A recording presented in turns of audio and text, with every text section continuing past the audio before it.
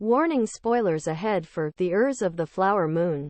Mollie Burkhart and her family were targeted by her husband and uncle due to their vast oil wealth during a series of events in the 1920s, known as the Reign of Terror.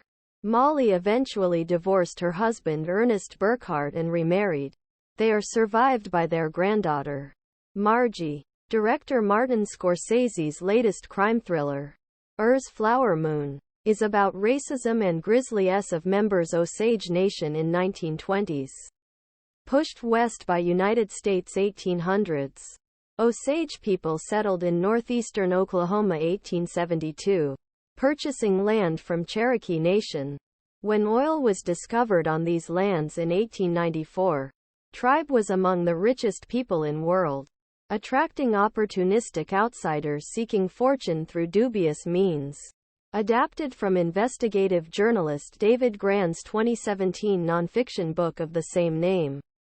Heirs of the Flower Moon focuses on Mollie Burkhart and her wealthy Osage family.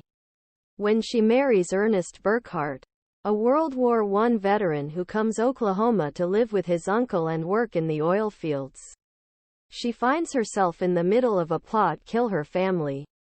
In real life, Ernest, his uncle William King Hale, a prominent and respected member of society, conspired to Mollie's sisters, her mother, her entire family in order to inherit their money. Between 1920 and 1925, Mollie's family was among more than 60 Osage people led in mysterious ways for oil money during a brief period known as the Reign of Terror. Robert De Niro and Leonardo DiCaprio plot to inherit the Kyle family fortune in The Heirs of the Flower Moon. At end of the film, Ernest testifies in court against Uncle Hale, admitting his role in deaths of two sisters, Anna and Reta, and cousin William Smith. The film makes the circumstances around Mollie's mother Lizzie and sister Minnie more mysterious so that they can easily be explained as natural causes. But the film also implies that Mollie was a target, suffering from a mysterious illness of her own at the time those around her. Although they claim to love his wife very much, Ernest and the doctors appear to be spiking Mollie's insulin by slowly poisoning her while administering insulin injections for her diabetes. Mollie never voices suspicions of poison out loud, but tells her priest that she fears for life and is wary of the food offered to her. It isn't until final scene of the film between Mollie and her husband that she questions contents of her insulin injections and whether she has been poisoned.